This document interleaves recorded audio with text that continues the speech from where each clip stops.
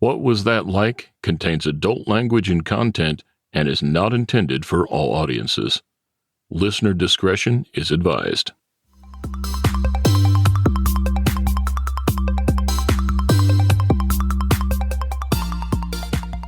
Welcome to What Was That Like? I'm your host, Scott Johnson. This is a show where we talk to regular people just like you or just like me, who have found themselves in an extremely unusual situation. We'll hear their stories and get inside their head because we all want to know, what was that like? More information about each episode at whatwasthatlike.com. Here we go. Jeremy lives near Corpus Christi, Texas, with his wife, Jennifer. In May of 2018, just a few months ago, they experienced a day that neither of them will ever forget. This was on a Sunday, about 10:30 in the morning, and they were getting ready for a family barbecue that was going to happen at their house that afternoon.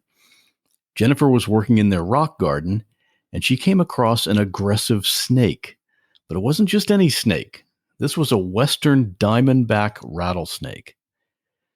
She called out for Jeremy, and he quickly got a shovel and swung down on the snake and chopped off its head. And of course, if that were the end of the story, it wouldn't really be much of a story, right? Well, a few minutes later, Jennifer's about to let the dogs out in the yard, so Jeremy knows he needs to dispose of the dead snake.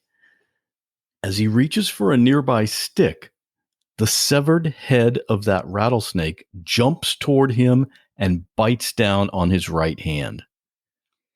Jeremy immediately yelled for Jennifer that he's been bit, and he struggles to pry open the jaws of the snake to get it off his hand, all the while feeling the pulsation of the deadly venom that's being pumped into him.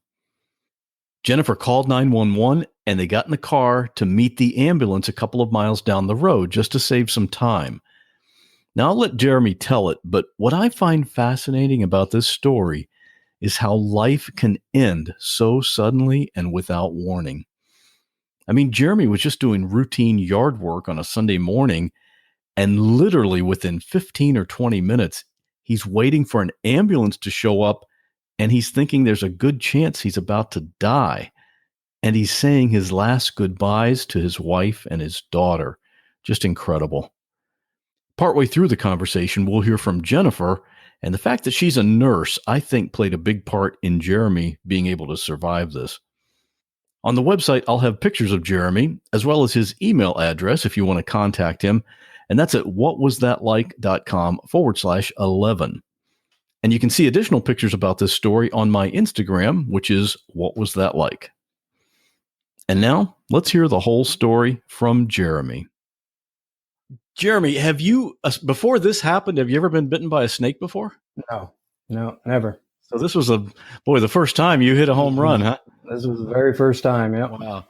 So tell us about how this happened. Your wife, Jennifer, is just working out in the yard, and were you in the house at the time when she... No, I was outside mowing grass, and she was working around in her garden, pulling out weeds and different kinds of things, and she stumbled across the snake, and it didn't rattle at her or anything. It just kind of sat there, and then it started coming after her and kind of freaked her out, cornered her up in the corner of the house, and was striking at her. So I jumped off after she yelled and come down to get the shovel, to try to scoot him out of the way, but he was striking at my wife. So, like any other person would, She was cornered in the...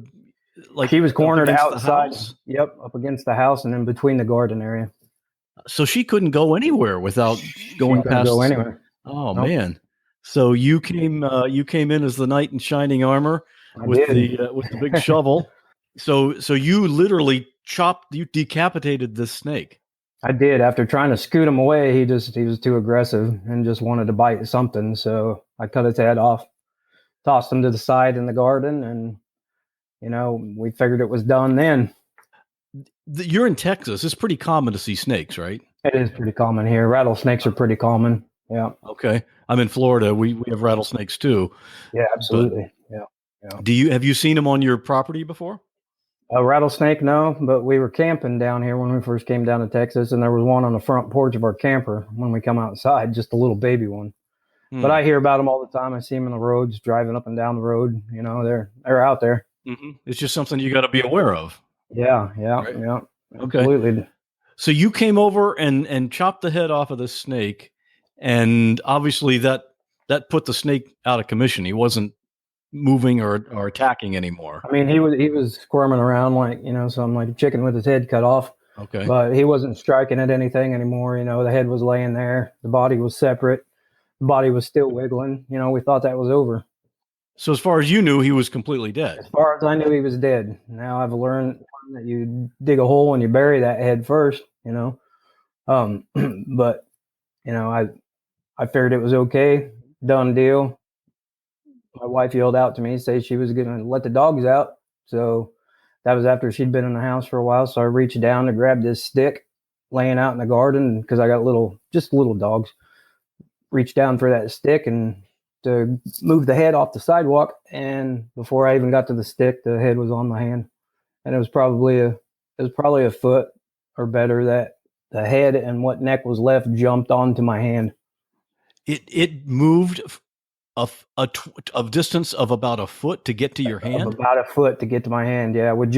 I actually probably left too much neck on. There was about 2 inches of neck left on that, 1.5 inches or so. And in the blur of the moment, from where my hand was and that stick was laying, it was darn near a foot. So, wow. And I seen it turn around and look at me, you know, which I just chalked off as, you know, strange. But then the next thing I was doing, I was peeling the snake off my hand. And how long after you had decapitated it did it strike you? How much time had passed? It was working on probably 10 minutes. She went inside, started doing some stuff. I was about ready to go back to mowing. So, you know, it was a blur of the moment thing. Kind of, I'm not sure exact time, but it wasn't immediately. Yeah, but you figure after 10 minutes, this deal is all done, you know? Absolutely. And not turn and look at me, that's for sure. So it bit onto was it your right hand? Yep. It grabbed onto my right hand and it got a hold of my middle finger first.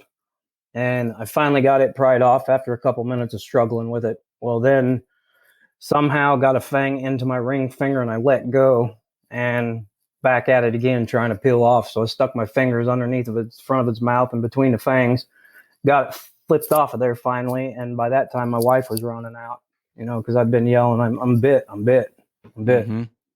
What did it feel like immediately? I mean, was it like a pin sticking into your skin, or? It was like somebody drove a horseshoe stake into my hand.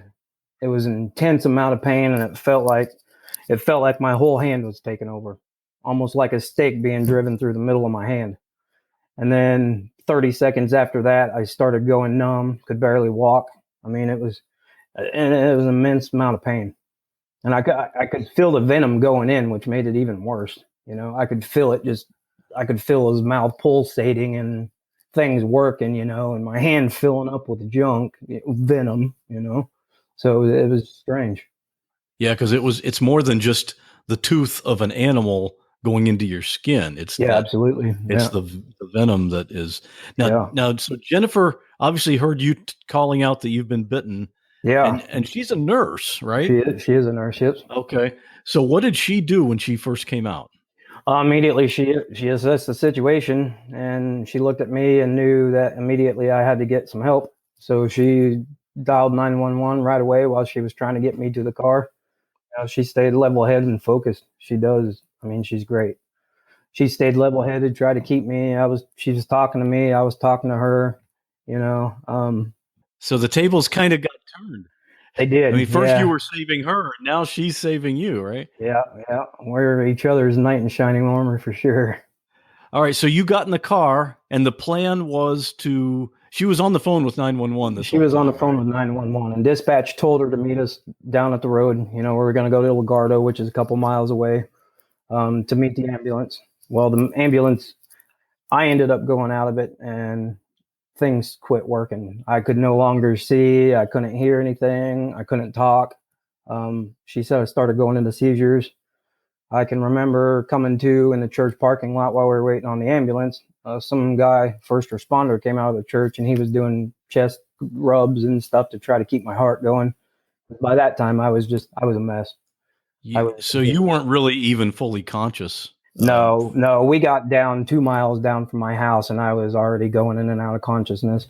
And a lot of that is because you got really more venom than just a typical snake bite. Right? I did. Yeah, usually rattlesnake will give you a warning shot because venom's real precious to them.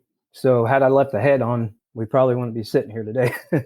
Right. They give you a little. Well, it still would have been serious, but yeah. But maybe I could have got out of there in a couple of days instead of the whole ordeal. Right. But because it was just the head, it automatically shot all of its venom into you. It did. I took every bit of its venom. So they said that was a real bad thing to do, especially a snake that size. He was in between 3.5 and 4 foot Western Diamondback. So that's pretty big head to take all that venom because they don't have the shut off capabilities, and it's just kind of a fight or flight. They're gonna give it their all that last bite. So right. Wow.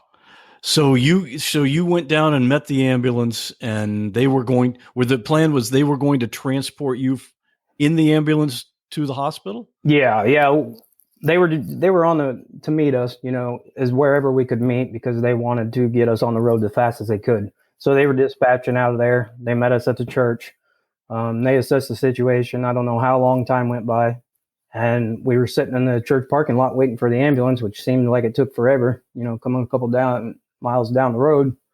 And everybody was working on me. I can remember going in and out of it. I can remember talking to my daughter and telling her, I don't know that I'm going to make it. I love you guys. Please, please go on. It was sad, because I could tell my daughter was crying. My wife was, in tears, and everybody was scared. I was scared too. How old is your daughter? My daughter is she's 22 now. Okay. So she went with you in the car. I didn't realize that. She actually drove and met my wife and I at the church. Okay. Because I don't think she was here. She was at home, but she only lives about 2 miles away where we would turn to go to town. Wow, that's got to I can't imagine being in a situation like that. No, all of a sudden, you're working in your yard. You were planning some kind of a family outing later that afternoon. Yeah, we were going to barbecue that afternoon. Yep. And now you're telling your wife and your daughter that you may not make it. Yeah. I can't imagine going through that. No, it was horrible. And I can't imagine, what they were thinking too. My personal thought, I thought I was going to be it because just the way my body felt and the way my chest felt, I chalked myself up as done, And obviously you'd never felt those symptoms before. I never have, I've felt a lot of horrible things in my life, but never to that extent like that. So this is where a helicopter came, or did you get in the ambulance and begin? They loaded me up in the ambulance and they began traveling. So we traveled about 7 miles to a town called Orange Grove. And in the ambulance, by that time, they had to pull over because they had to dispatch the helicopter. They said I would no longer make it if I had to go in an ambulance to the hospital. So I don't know how long we sat there. By then, that time I was out, but my wife said it was only like a minute or so when the Halo flight landed. I can remember getting on the helicopter, and then in and out of the helicopter ride. I remember, my bowels hurt horrible. I thought I was just having a bowel movement. Come to find out, I was pouring blood from every hole that I had because that venom just turned everything to mush. It affects every system in your body, right? It does, yeah. So I lost a lot of blood. Hey, this is Scott jumping in here. At this point in the story, Jeremy is pretty much out of it as he's being transported to the hospital by helicopter. So I asked his wife, Jennifer, to record some of her thoughts on what she was going through at that time and for the next few days as Jeremy was put into a coma, as the doctors did everything they could to save his life. So we'll hear from Jennifer now, and after that, we'll get back to the rest of my conversation with Jeremy. So as a nurse, when we first got into the car, I was just really worried because I knew we needed the antivenom pretty quickly. I had never actually dealt with a snake bite in my nursing career, so I didn't know how bad it could get. But within 2 miles of getting down the road, he got really bad really quick, and I knew that it was not going to be a good situation. So 911 instructed me there's a church just another couple miles down the road, and they had a sheriff meet me. So that was the first responder he was talking about, was actually a sheriff. And he's the one that was helping, trying to keep him when he'd go out and do the sternal rub to keep him awake. I didn't know, honestly, what to expect because I had never dealt with a snake bite before. Just 2 miles down the road, he just says, I can't see. I said, you can't see. And then he went out of consciousness. He slumped over. And so I was telling 911, he slumped over. So I'm driving with one hand, phone on my shoulder, and then trying to rub him on the other and get him to wake up. I had to do that several times before we got to the church.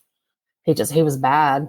He'd had a couple of seizures and just kept going in and out. And I honestly didn't know if he was going to make it. They didn't get his first dose of antivenom to him until 3:30. So the bite happened at 10:30. He got his first dose of antivenom at 3:30 because there's a process for mixing it, apparently. So that it took a while. There was a lot going on up to that point. But the doctor in the ER pulled me out and he said, this is a really grim situation. He's really in bad shape. And he said, we're going to be getting ready to move him up to ICU. And so at that point, that's when it hit me that I didn't know if he was going to make it, because the doctor did not look very good when he was talking to me about it. They did take him up to ICU, and within like 5 minutes of them calling me back there, that they already had stuff ready to set up to intubate him. They said that his organs were already starting to shut down. He was in septic shock, and they wanted to put him into a coma while they could still control it, because they didn't think it was going to be very long before his lungs were going to start to shut down. So they wanted that to be controlled. So that's at the point that they put him in a coma. The doctor came in about 3:30 in the morning, because they had him on, his pressures could not stay up. So they look at what they call the mean arterial pressure. Has to stay above 65 for your body to pump the blood to the organs. If it gets below 65, that's when you can pass away from that. He was constantly between 50 and 60, and they had him on 4 vasopressor IV medications to try to maintain that, and it wasn't working. So the doctor pulled me out of the room because he said, I know that they can hear, when they're in a coma, so he didn't want to talk in front of them. And he did tell me that they've done everything that they can do. He explained the arterial pressure issue, the meds he was on, and they did not really think, they wanted to prepare me because they didn't think he was going to make it within the next hour. I was pretty stressed at that point, and I ended up going back into the room, and I remember the nurse, she was working on IVs or something, and I grabbed his hand and I said, they tell me that you're going to die. You need to push that venom out of your body, and or find the venom and push it out of your body, is what I said. And literally within 30, 45 minutes, his pressure started to come up, and it just got better from there. It was, I really believe that if I hadn't, I know the nurse looked at me like I was nuts. Why would you be saying that to him? But I believe that if I hadn't have said that to him, I don't think he would have made it. With his pressure starting to come up, they were able to start decreasing the vasopressors, but it took several days before they were actually able to start getting rid of those medications. One at a time. They would get one gone, and then they would start decreasing the other. The second day, he hadn't had any urine output. His kidneys had completely quit. They were just monitoring the labs on that. And then, so the end of the second day is when they told me that they were going to have to do dialysis based off the lab work. So I gave the okay for that. And they actually did that the next morning, got them all prepped for that, because there's a certain type of IV they have to have in for that. They did several blood transfusions because he was bleeding internally pretty badly from that. So he had several blood transfusions, and they had him on 2 really high-powered antibiotics to try to fight off with the septic shock, just the infection basically getting in the body. They hadn't really done anything with his hand at that point. They just kept it on a pillow, kept it covered, because it was very swollen and had very large pockets where the venom and fluid had collected. So it had some really big pockets in his hand. And it was not until Thursday that they did the try to wean him off and wake him up.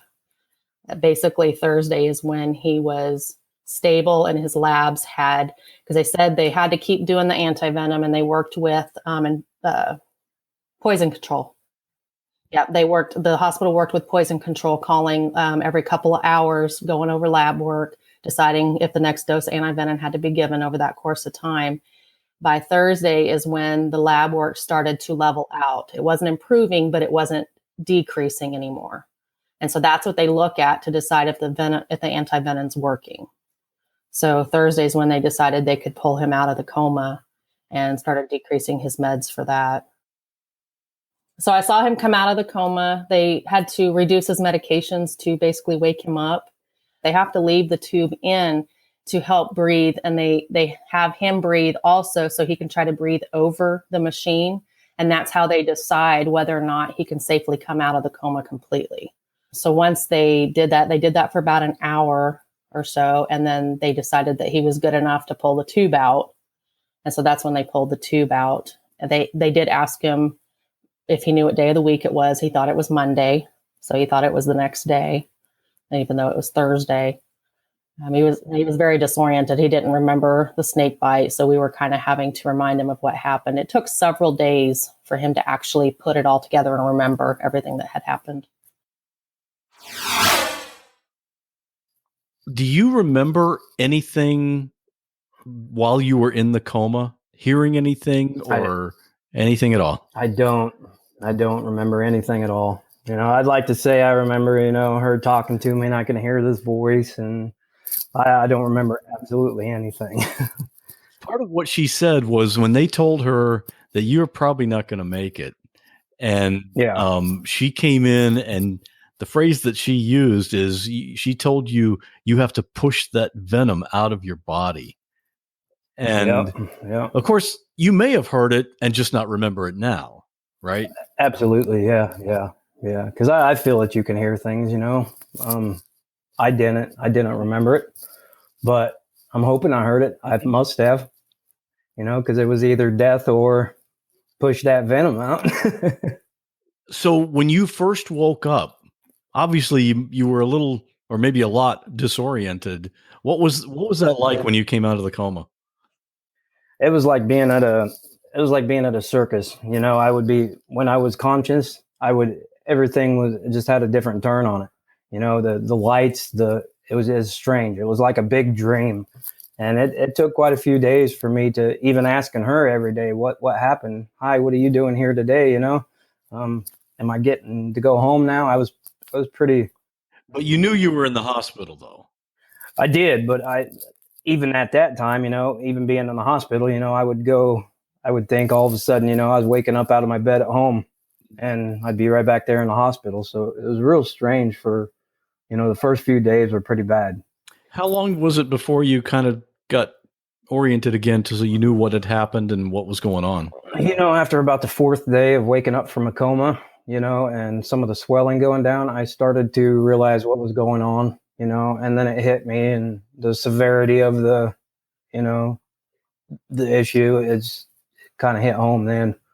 I could see, I could focus more, and then, I'm sure I was on quite a bit of pain meds, so they were kind of falling off, so I could stay more focused at that moment, but, it was just strange. It's got to be strange just to wake up and realize that 4 days has passed that you didn't even know they went by. That was really weird. That was very weird. Yeah, because I thought it was the next day, which was Monday. I knew, in my mind, I knew I'd been bit. I thought I was home and done by now. But yeah, when they told me, and they had to tell me a few days in a row, what was going on. But yeah, it was real strange because I lost, almost a week by the time I was focused again. It's got to be. Did you feel any sense of relief? Because, when you were back there getting ready to get on the helicopter, you were kind of saying your last words, your last goodbyes to your family. And now you're awake and you're alive still. Yeah, I felt a definite relief, I'm glad I woke up. I'm not sure why, what my purpose is yet, but something's out there, maybe there's something. Yeah. I read that a typical for a typical snake bite, rattlesnake bite, the typical antivenom is 2 to 4 doses. That's right. But you were given 26 doses. 26 doses to get me back to normal, where they could manage my health. And even with that, it was still touch and go. Like It was. You were right at death's door. Yeah, I was definitely. And then, even the anti-venom caused problems, with my kidneys, and just the high dosage of the combination between the venom and the anti-venom, just gave me a whole new set.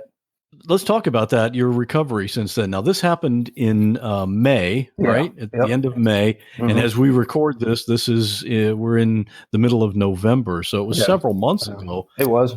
What happened from the time you got out of the hospital? What ongoing problems did you still have when you left the hospital? I spent quite a few weeks in the hospital. Like, they had me on dialysis for quite a while. They were trying to save some of my fingers because it was starting to deteriorate and the bone was starting to show. And eventually I had skin just hanging and just a raw bone sticking out of my finger. Because that's right where the bite was. Yeah, that's right where the bite was. Yeah. And, the snake's now got a clean mouth. So you get all the bacteria plus the venom plus, everything mixed. It was starting to, gangrene in my hand.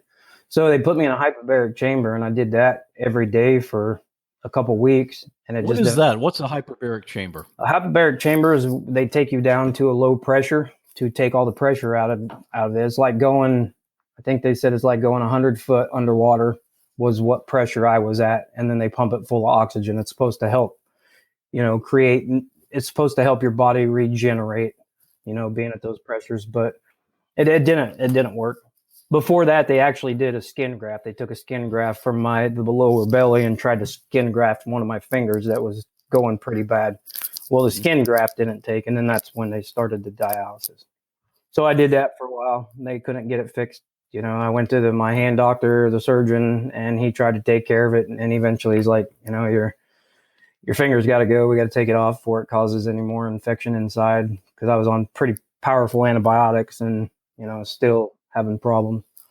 So I got rid of that one, and it was healing up pretty good. And the other one, that was your middle finger? That would have been my ring finger. Yeah. Okay. So you lost your ring finger first. Yeah. Okay. And then the skin graft on my middle finger didn't take. So after it's probably a couple weeks after the hyperbaric chamber, they decided just to go ahead and take it off, because it was strange. It was just, my knuckle was broke right there where you bend it at the knuckle. So it was just hanging there with a piece of meat, in the bone. And then I had raw bone sticking from my knuckle of my hand out to the first knuckle of where my skin was attached. So you could see it just start eating down into my hand. So they wanted to get rid of it as fast as they could. Now, was all that exposed, or was it bandaged up, or could you just see it all the time? They had me come in for like wound care for a little while, and they found out that my wife was, as high as a nurse she is. So they let her do the wound care at home, which she was great at. She did better wound care than the wound care. But we kept it wrapped up, but he didn't want anything tied over it. He still wanted to breathe and everything. And, I just couldn't get it wet. Couldn't. I'm just wondering if when you describe it, with your knuckle being broken and the bone showing and everything, did you ever get used to seeing that? I got used to it, but when I'd fling it around a little bit, my wife kind of got a little sick at it. That used to be her thing, I'd flick my finger around while I was just hanging there, but that was just to entertain myself, because it was a pretty hard time anyway. So I kept positive and funny, and you gotta. In a situation like this, you got to find something to laugh about, right? Exactly, absolutely, Yeah. Even if it's dark humor. But and then they took those. By then, I was off of dialysis, which I'd trade fingers for kidneys any day. Because I'm already diabetic, insulin dependent. So just before this whole thing, you were diabetic? Yeah, the whole process of the dialysis it just scared me. It scared me more than the snake bite itself. Seeing all them people in there fighting for the last, their last pieces of life. So I think that helped kickstarted me into, just focusing on my health and trying to get, back. Then after that, I came home and I was bedridden pretty much for the next week. Well, it wasn't a few days after we were here, I was back in the hospital with bowel problems. I hadn't had a bowel movement in about 10 days. So they were worried about that. Things started messing up inside. I couldn't go to the bathroom very easy anymore. So I went back to the hospital and they took care of that. They got me cleaned out, and made sure I was urinating fine. Sent me back home. I was the same problem, couldn't keep anything down. I was sick all the time, real weak. I couldn't get out of bed. They gave me some medicine to help deal with that. But even to now's date, I still can't eat well. I still get sick. I still get dizzy, so I have a little bit of after effects of it too. How are your kidneys doing now? My kidney functions were actually just right at, if not better than what before the snake bite. Good. So I bounced back very well. So that's the best recovery you could hope for then. Sure. Right? Sure. Yeah. My I just did my lab work today, so I'll know in the next week, what they show from there. I think this is my 6-month checkup, something like that, 5-month. So hopefully everything stays on track. So is there any ongoing issues other than obviously you're missing a couple of fingers?